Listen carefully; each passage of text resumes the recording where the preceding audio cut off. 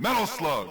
The original Metal Slug is so damn fun. From the crazy detailed sprites and animation to the laughably hard and outrageous gameplay, I think it's one of the quintessential arcade experiences. If you liked Contra or Mega Man or any number of other run-and-gun type games, Metal Slug is immediately appealing.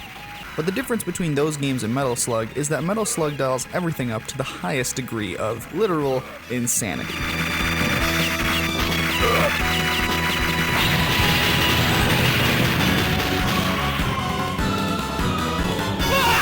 The sequel's even more so, but let's just focus on number 1 for now. In truth, the game is, like many war games, a bizarrely light and satirical take on World War II. Even though technically it's not World War II, it does certainly evoke many army uniform styles with character designs, and various tanks, buildings, and environments are pretty similar.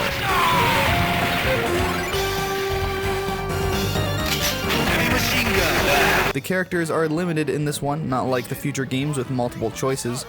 All of the animation for the characters is really fun. Hugely vibrant reactions, over-the-top deaths and retreats, everything is just super well done and exaggerated.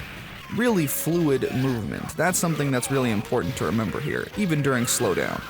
A lot is often said about Neo Geo games and how great they look, but this one really does truly showcase just how gorgeous pixel art can really be. Right from the get-go, there are some of the finest 16-bit graphics out there, and they only got better with subsequent entries.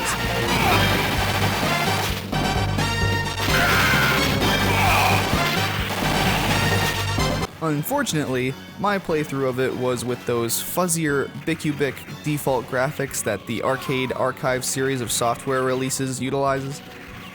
And I'm not a fan. Always gotta remove that screen filter and get as close to nearest neighbor as possible. I want those pixels sharp and in all of their glory.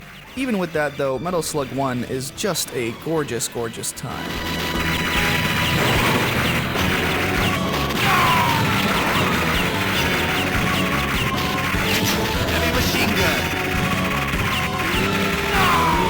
Every frame of animation is simply fabulous, and it's well worth the chugging and stuttering when there's too many active sprites on screen at once. It's really weirdly fun of the game and how insanely simple yet complex the gameplay is.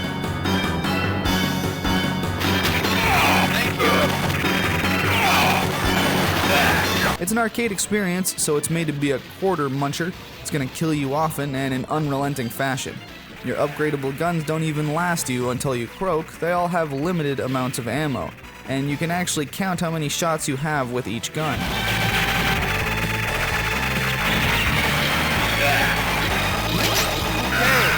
Yet, trying to be painfully accurate in this game is a bit of a fool's errand. The jumping and platforming can be a bit tricky at times, even with the ability to control your character a bit mid-air.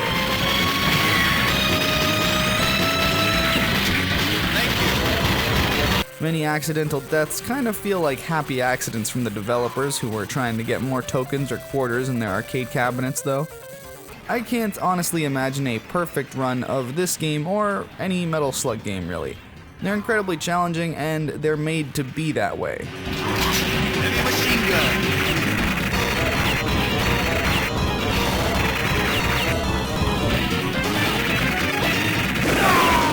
Yet, they're not impossible. Patience and practice is key. The music for this game is unreal, by the way, with some really memorable tracks sprinkled in quite nicely. Who doesn't remember the boss fight theme from Metal Slug? I mean, come on. Heavy machine gun.